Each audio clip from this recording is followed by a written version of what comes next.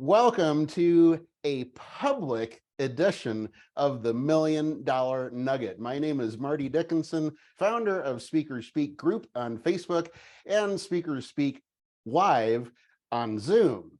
The reason I say public is because usually these interviews I have are private inside the Facebook group. But this subject today applies to so many people, and there are so many people that need to know my guest, Andrew Kap. Andrew, welcome to the show. Marty, thank you so much for having me. It's such a pleasure to be here, man. And we've spoken before, so I know it's going to be a great conversation. I can't wait to see where we take this today. Well, Andrew has just this past weekend launched his third book called Just Feel Good. And you can go get that book right now, and I suggest you do, at justfeelgoodbook.com. And my first question for you, because we're going to be talking about all aspects of writing and how to get a bestseller, all kinds of things in about 40 minutes.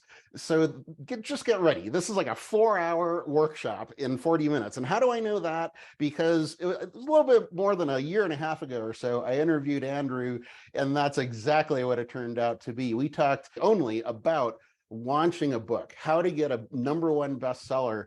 Just one phrase: do everything.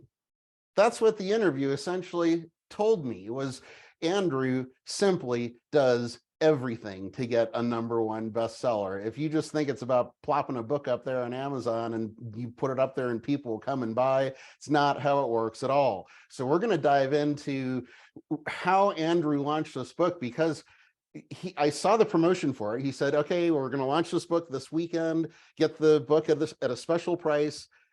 And then all of a sudden it was Friday before the weekend, and the book was a #1 bestseller already. I'm like, wait a second. We were supposed to work all the way through the weekend to finally get this #1 bestseller and then have this big party at the end that had happened.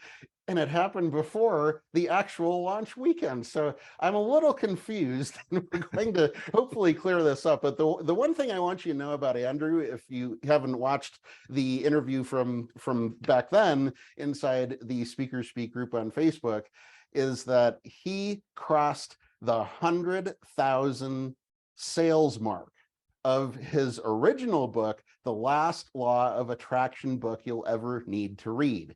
And I think when we did our interview originally, Andrew, I think you were at about 500 or 600 reviews for that book. But then you went, I mean, it's got over 3,000 reviews now. So how in the world do you get a book to get that many reviews? We're going to cover all kinds of stuff related to what happened with that book, but also what the difference is. That's really what I want to key in on, is what's different between launching that book and launching this one, because Amazon's different. I mean, everything's different. The world's different.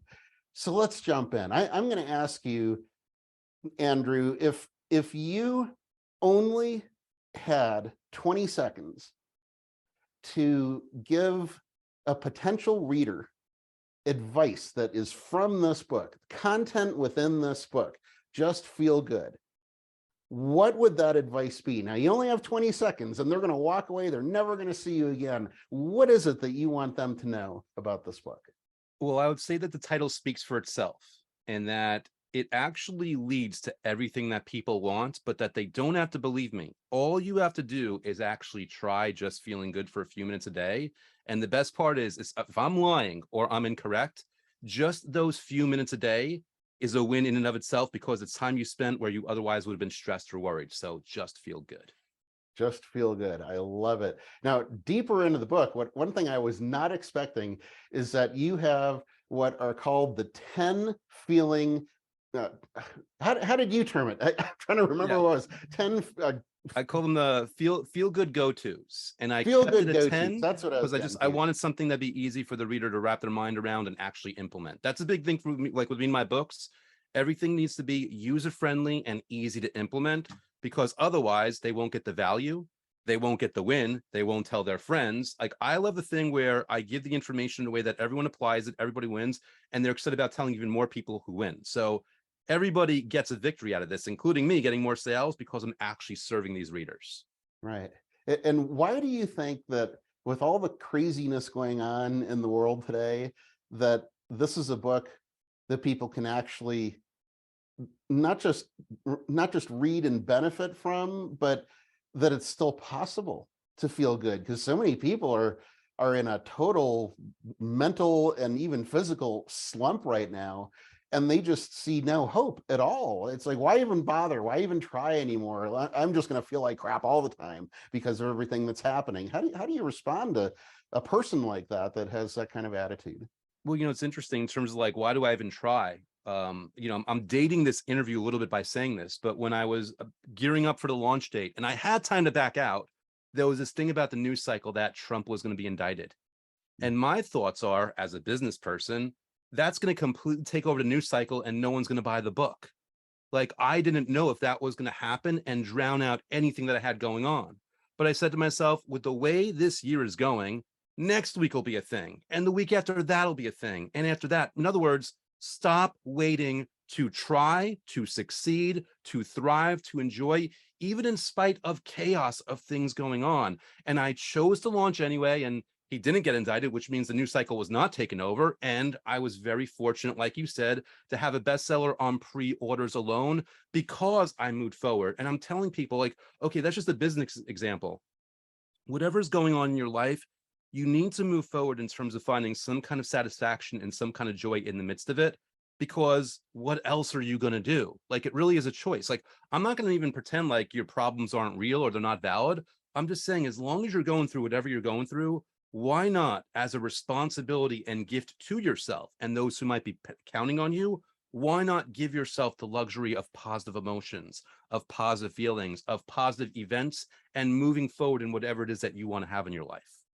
That is so true. I really want to get to talking about the book launch and all those pieces to it.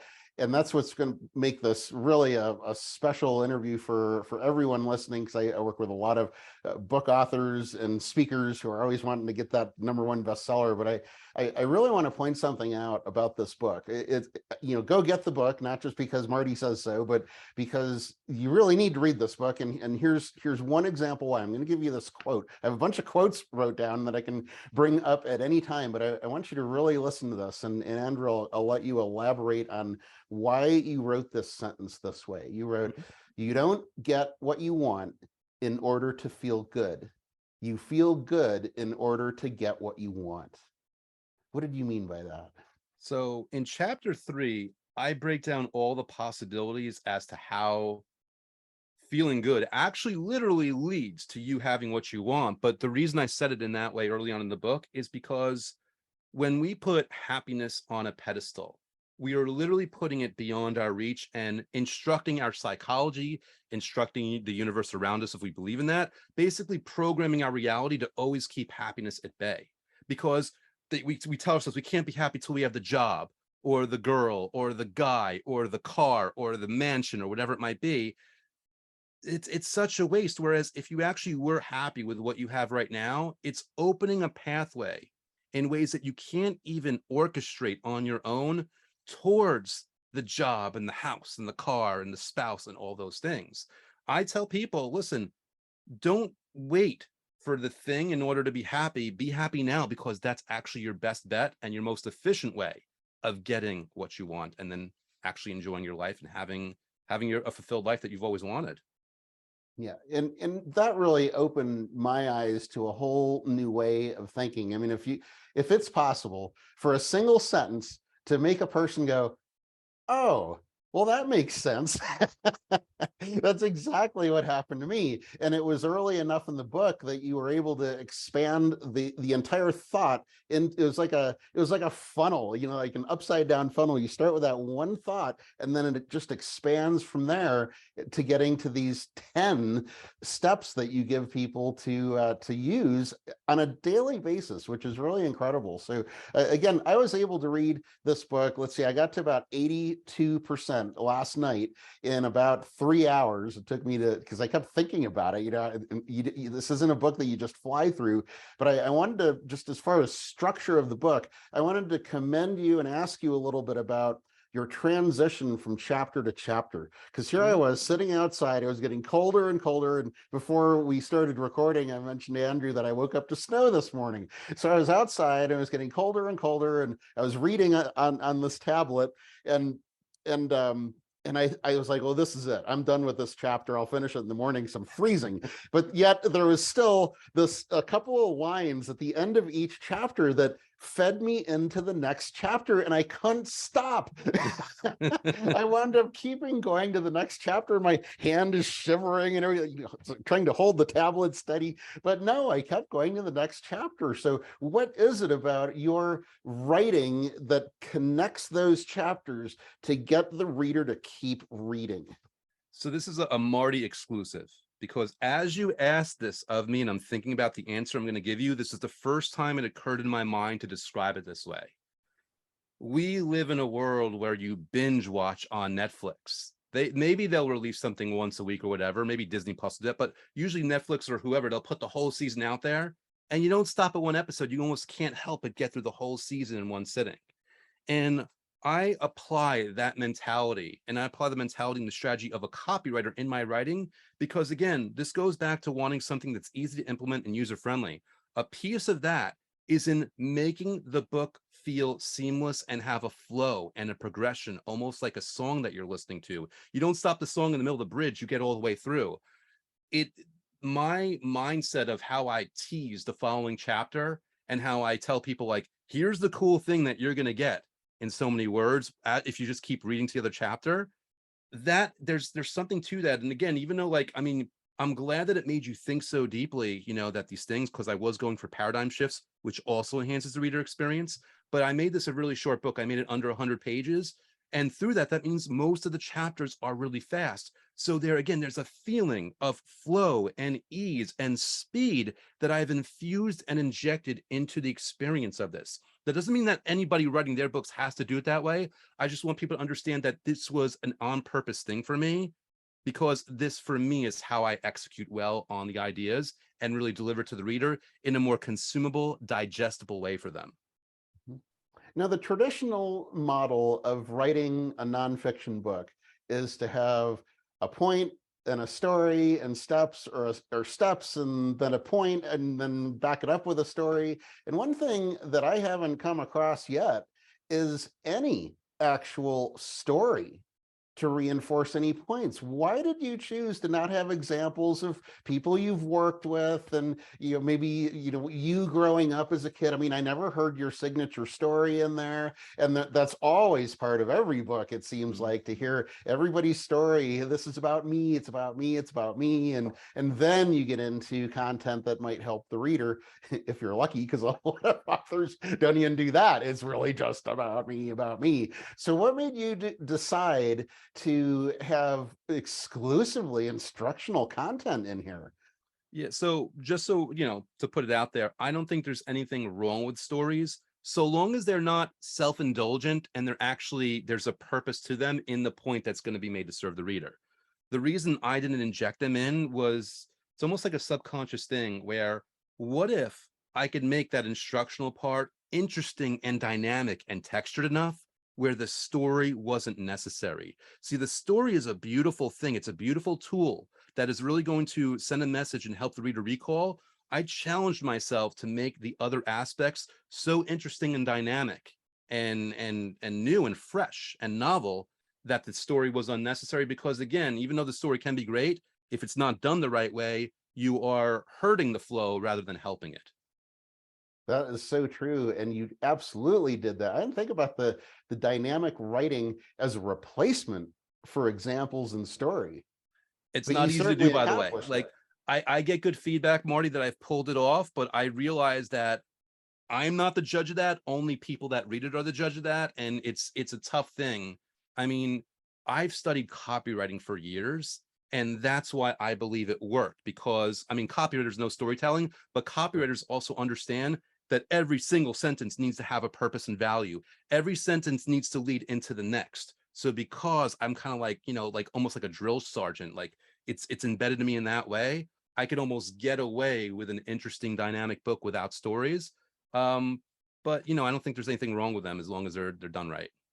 Yeah, absolutely. And this is all contributed. Of course, you have to have that dynamic component with any book if you hope to get a reader through the book. And that's the only way you're going to get 5-star reviews. So let's talk a little bit about reviews. What kind of reviews have you been hearing about your book as people have been posting them?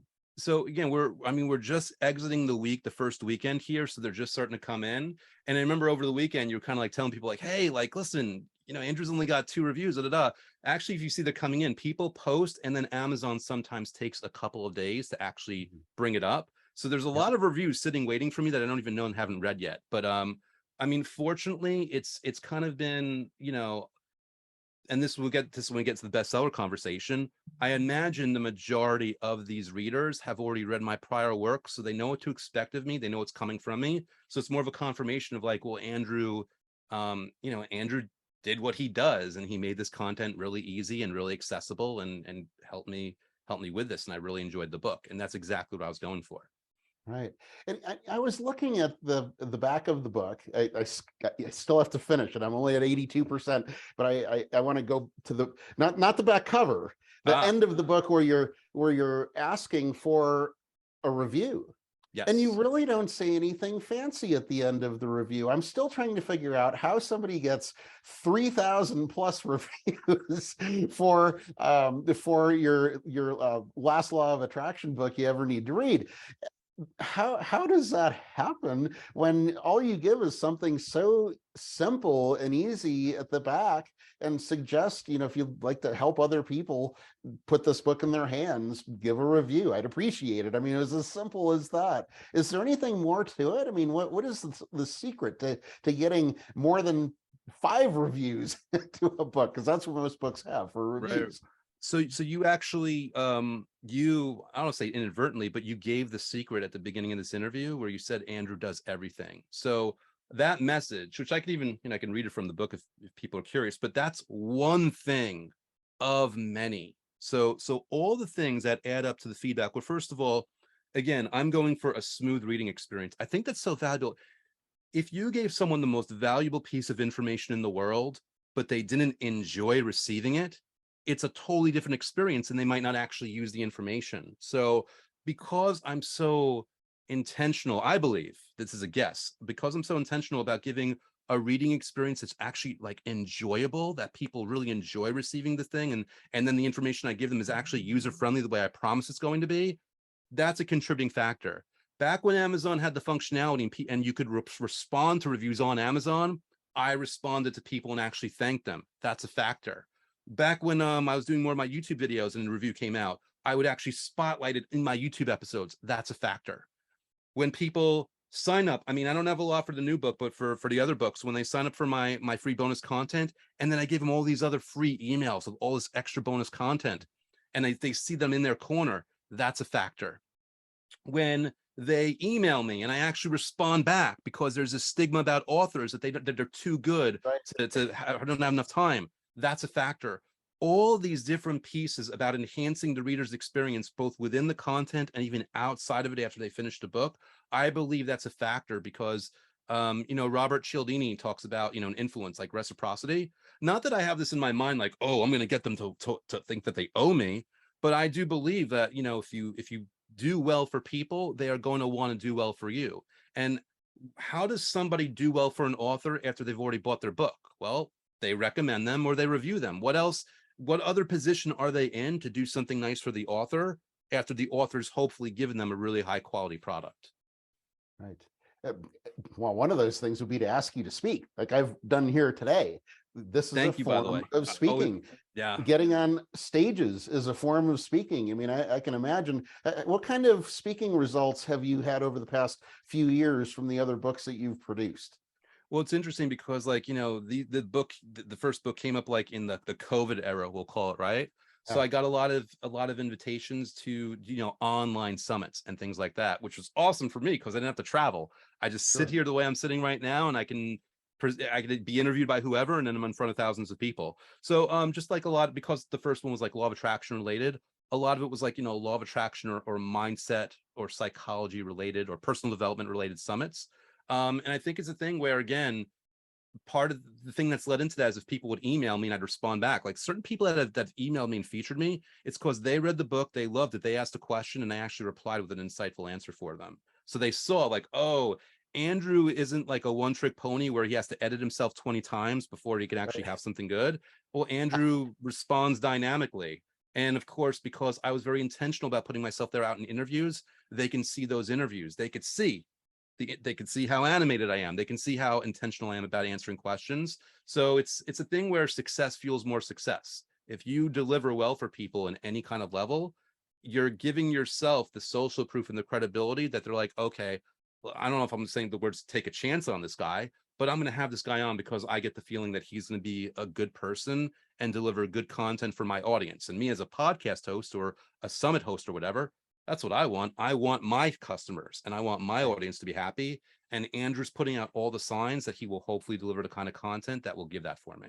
Well, that's why I jumped at the opportunity to interview you, because I remember from the last time how brutally open you were about what it takes to get a #1 best-selling book. And that was, I mean, I was just blown away. And that is a great lesson for all of us who are out there as speakers, is if you want to get asked back, like I've done here, then be authentic and be ready to go deep, be ready to be revealing. And I'd like to get some of that revealing right now. Let's talk about that #1 bestseller. So Yeah, man. before, you said that you set up the pre-selling component to your book.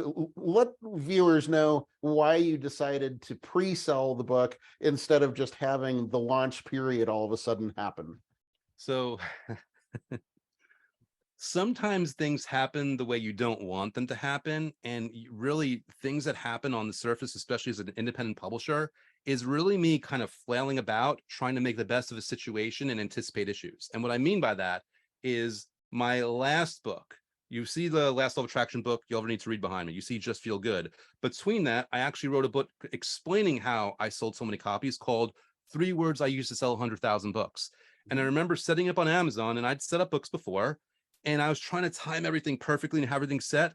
And I thought that I hit the save button on the paperback and I hit the publish button. And I'm Oh, like, no. oh no. And like, you can't go back, right? So Yeah. there, like, I mean, the file was ready, but I wasn't ready. I hadn't told people about it.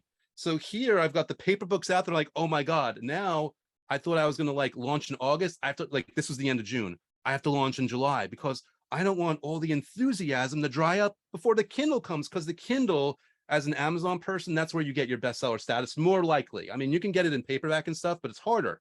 And just PS, in case anyone's wondering, I don't do, I'm not a free bestseller. I'm not an unpaid bestseller. I charge for the book. If I'm going to be a bestseller, I want it to be because I'm charging money. That's just me. Because when the book does, in my opinion, it's so much in a better light when people are paying for the book versus a free download that they're not even going to read, that Amazon's going to know they're not reading and not care about your book.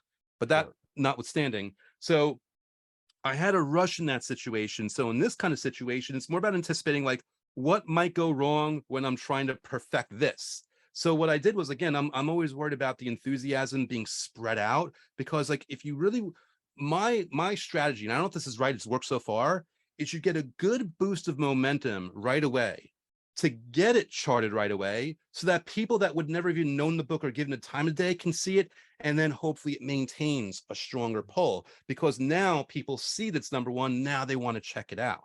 So for me, the whole thing about the pre-sale, I actually had the paperback sitting a little bit early because I wanted to order you could order a pre-author copy for yourself, but it's all marked up.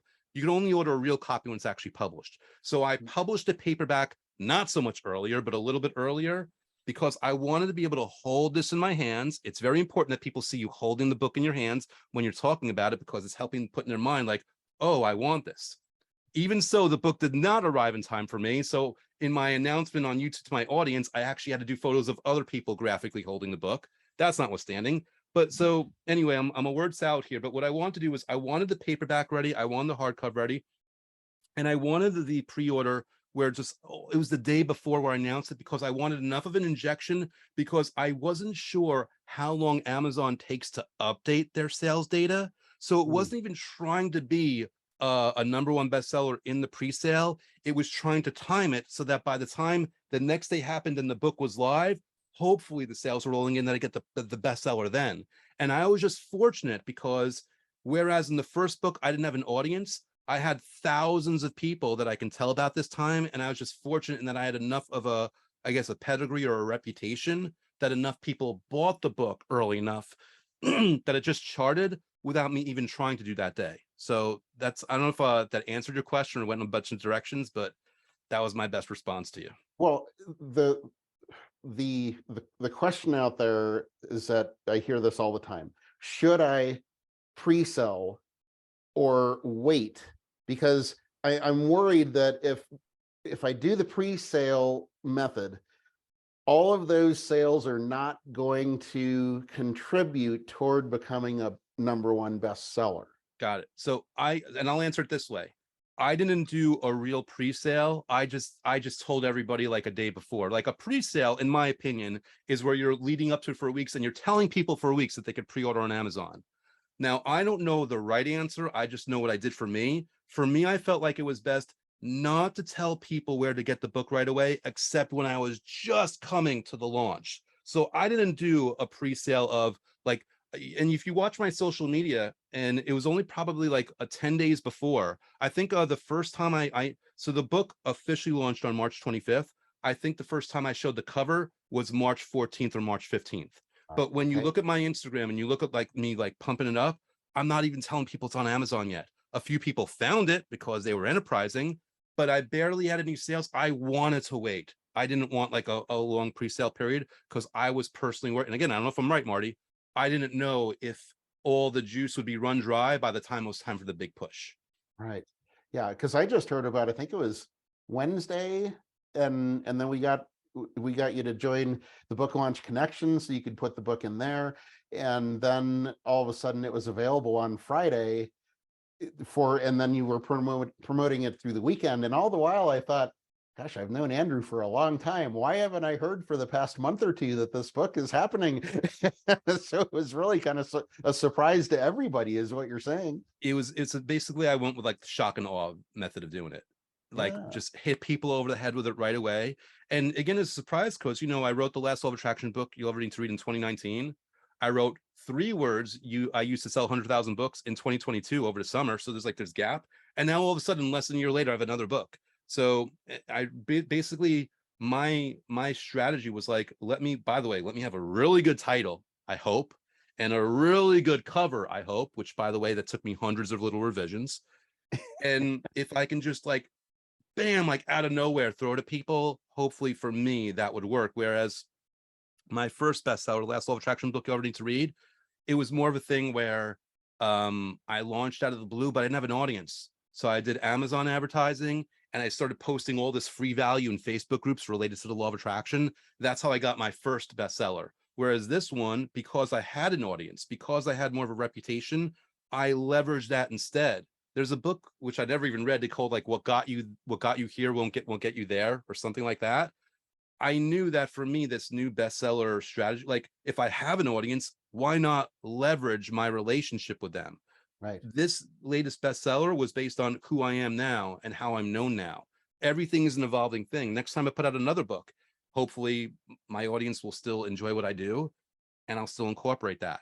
But like Yeah. you said, I do everything. When you supported me, thank you very much, in your Facebook group, and you say, guys, watch what Andrew's doing here. Take a look because he's done it before. Pay attention. I said, I know. Let me try to incentivize, because by the way, I didn't know if I was going to be a bestseller. I didn't like, oh, this is going to work. I honestly, no matter how many Yeah. people I had behind me, I had no way of knowing if this was going to be okay. So I said, all right, here's what I'm going to do. I don't know if I'm going to get 500 people from Marty's group to buy the book or 3 people, but either way, I'll announce in there, since Marty's the leader, they're paying attention. I'll announce right there, hey guys, just so you know, if I become a #1 bestseller, I will do a presentation where I will break down behind the scenes, like I'm hopefully delivering right now, on what actually I did in order to accomplish this. Little carrot on the stick, because I was only made the book 99 cents. I made it very affordable. You spend 99 cents on the gamble that it would work, and then hopefully you'd get like this hopefully awesome, insightful video from me detailing as much strategy as possible. That's awesome, and it worked. I think I'd say probably I really should count these up, but I think we're at least over the halfway mark with books that have been posted inside the Book Launch Connection have become bestsellers. Now, is it all Mm. because of us? No, but I think for some we've kind of put them over the top, because I can certainly remember suggesting to put covers in there and put a description in there, and we've already launched, and we really would like to get bestseller, and then all of a sudden, like 3 hours later, they're bestsellers, and we like to think that we at least contributed to that. So I appreciate your putting that in there, but also just this openness that you have. If there was one thing that, putting the community part aside, because now you've built this community with opt-ins, your bonus from your first book, and you've just got some longevity. They always say, if you want to sell more books, write a new book, because your other ones will sell as well. But what, in the whole process of this, what, if anything, have you seen as a change in the way Amazon works and the way Amazon tracks potential bestsellers, and how they help promote the books as they're rising through the ranks? Anything related to that that you've seen different in this launch compared to the other ones? So full disclosure, I don't know how much value I'll say two things about Amazon. One, they remain unpredictable to me because they're always going to be shifting in different ways. So the only thing that I specifically noticed, I don't know how much value this has, is that they were very good or very quick about putting me in categories on their own that I didn't ask for, that seemed to be good for the book. Like the first, I went #1 bestseller in 3 specific categories over this weekend. And as we speak right now, I mean, the last time I checked my phone, it's the #1 bestseller. The #1 bestseller category it's showing right now is the one I kind of put it in, because not because I was trying to get #1 bestseller, it's actually a hard category, but because it's up with like The Secret and other law of attraction books and things like that that might fit. But the other two, they put me in for me. I didn't have to ask them to put me in those categories. They just put me in good categories. And I mean, I sold hundreds of books. It's not like this was an easy thing, but fortunately they put me in really appropriate categories that worked for me. So I guess more word salad. If you do your part, you have a good book description, you have a good title, you have all these things. Amazon doesn't want to screw you. They want you to make money, because when you make money, they make money. So Amazon's artificial intelligence slash SEO slash whatever you might want to call it will do the legwork for you if you feed it enough information to do that for you. Wow, that's really important. So how does someone get to the point where they know they're doing that? Very Well, good question. So your title, your subtitle, and your book description. Hmm. Like if you go, and obviously it's a really weird thing. Like, you could tell when someone's like, especially in this day and age. I mean, I think, 12 years ago, the things you could do with SEO that would be awkward, but would still like hack the internet, it's totally different now. So you can't go like, happy hashtag happiness, hashtag success, and like just put that all over your listing. But like my listing is actually the same thing from the back of my book. And like a couple of things, I say it's time for you to finally have the happiness you've always wanted. Their AI could read that. It's time for you to finally be given the blueprint for your success. They could read that. Like, it's the missing key to your happiness, your fulfillment, your success. Like I believe their AI can read that, and they know where I'm going to go. They know what's going to happen. And PS, they were able to tell that it was a thinner book. They put me in like this 2-hour read category. Even if it doesn't take you 2 hours to read the book, Right. they did that for me that I never even anticipated. So Ah, how again, interesting. Yeah. yeah, you do your part. Like try to make the best book with the best title and the best cover and the best description. And maybe you get a bestseller right away, or maybe like for this book, for the first example, it took me 3 weeks before. It actually might have taken less time. It took 3 weeks before I even noticed it was a #1 bestseller, because I wasn't expecting it, so I wasn't even looking. So I don't know what day it actually happened. But Wow. just understand that, if you actually do the work, do the right things on your end to actually serve the reader, to serve the customer, Amazon, I believe, they'll reward you for it in so much as whatever they can do for you. I mean, they're not going to give you an unfair advantage over someone else that is also doing the good job, but I believe you'll definitely get an edge over somebody that's not doing a good job at all. That's great. Have you seen any benefit to launching your ebook, softcover, and audiobook all at the same time? Because that's what it seemed like you launched all 3 of these in the same week anyway. And usually what I've been brought up to believe is that you put the ebook out there, the softcover all in the same weekend, and then 3 months later launch the audiobook. So why did you choose to do this all at the same time? So here's the fun. So there's two aspects of this, because when I did the last Law of Attraction book you'll ever need to read, I didn't even think I was going to do an audiobook, and people loved the book so much that they asked me to do an audiobook. I said fine. So the audiobook came out like 5 months late, and by the time it came out, the book was so well reviewed that I think it really contributed to the success of the audiobook. Now, I saw value, like, well, hopefully this book will do well enough, and that hopefully Just Feel Good will do well enough that by the time the audiobook comes out, there'll be enough reviews that fuel it. So the fact that I didn't wait a couple months, Marty, is a lack of patience on my part. There's no there's no big strategy. It's kind of stupid. It's Fair more enough. me one, because I know that so many of my readers, I know this. I look at the numbers. So many of my people love the audiobook, and I just didn't want to make them wait. I didn't, and maybe it would have put more money in my pocket, make them to buy the book first and then they'll get around to the audio. I just didn't want to make them wait. However, I still miscalculated, because when I launched the audiobook for the last Law of Attraction book you ever need to read, it took like 5 weeks for it to be approved. When I did the one for 3 Words I Used to Sell 100,000 books, expecting that long, it took like less than 2 weeks. This one, I submitted it, and it told me it could take up to 10 business days. I'm like, fine, I'm sure I'll have a couple of reviews, it'll be great. The audiobook launched without my control before the pre-sale finished. Like, it was, so basically, Marty, this is a combination of my impatience and the unpredictability of the way this unfolds. I was not intending on the audiobook being that day. I want to have a little bit of leeway, but I'm impulsive, and I just clicked, yeah, do this. It'll take at least 10 business days, and boom.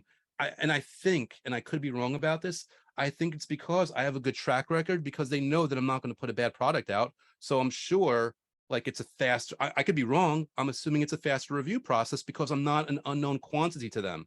They know my stats. They know everything they know more about me than I know about myself. So I'm sure they know how to categorize. We're like, okay, let's make some money off this dude. The book is good to go. And also, it was a shorter book. It was half the length of the other one. That also may have contributed, like, I don't even know, that may have contributed to the speed with which it got approved. Wow. So you're saying if you want to get your audiobooks approved faster, then, I mean, I've always understood the industry standard is 6 weeks. You're lucky if you get that thing approved by ACX, is it? I think that you have to have that approved by, and you're just waiting. You have no control over that time of being approved for that audiobook. So, gosh, 10 days. That's that's 10 incredible. business days. But also, Marty, I believe, again, I could be wrong about this. I think it's because I'm hesitant to use these words. I'm a proven quantity. Like, if I you're think an so too. unknown author and you've never done it before, they have to do their due diligence, right? Right. Like, and you, as a responsible author or entrepreneur, whatever you want to call yourself, you have to account for that. You have to expect it to take weeks, because you have to understand they don't know you. So yeah, you have to account for that. Again, me, I completely miscalculated. I thought it was going to be longer, but as soon as it went up, I'm like, all right, well, I guess we're doing this. And the audiobook is selling well. I'm not going to complain. I'm not, it is what it is. But I do understand that there is an industry standard that says wait. Impulsive Andrew here didn't even allow that to happen, because, like, he tried to wait a little bit, but the universe took over, and I'm just going to accept it and roll with it. That's great. What great information. We're almost done here. I always like to wrap these up because we could go on forever and ever about I'm this going for another topic. 5 hours, Oh man. my goodness. But I want to kind of close with what your plan is for keeping the longevity of this book in the #1 bestseller position, because this is if I had to pick the top 3 mistakes that authors make, it would be one of them would be that they strive for that #1 bestseller, and once they can get that screenshot, they're done. Their promotion ends. What do you have planned to keep your promotions going and keep that #1 bestseller status? What's your plan going to be? So I'm going to peel back the curtain again, try to be real with people, and say part of what I'm about to do is actually still a guessing game. Even with the success I've enjoyed so far, part of this is a guessing game. But what I intend on doing is doubling down on my YouTube, to get more people just aware of both books. Doing more interviews, because I think it's even if you reach 5 people in that interview, it's such a huge thing. Continuing advertising on Amazon, because when you advertise natively, you're putting your book in front of all the right, like associating with your book with the kind of thing where people, again, hopefully your title and cover stand out. And then the other thing I plan on doing is continue giving value, where it's, again, no surprise, this book has bonuses, and I've only have 2 emails written so far, but I hope to continue to give the people that sign up for those bonuses more and more value, with the hope and understanding that they will recommend the book to others. So I'm counting on organic and paid advertising in many ways.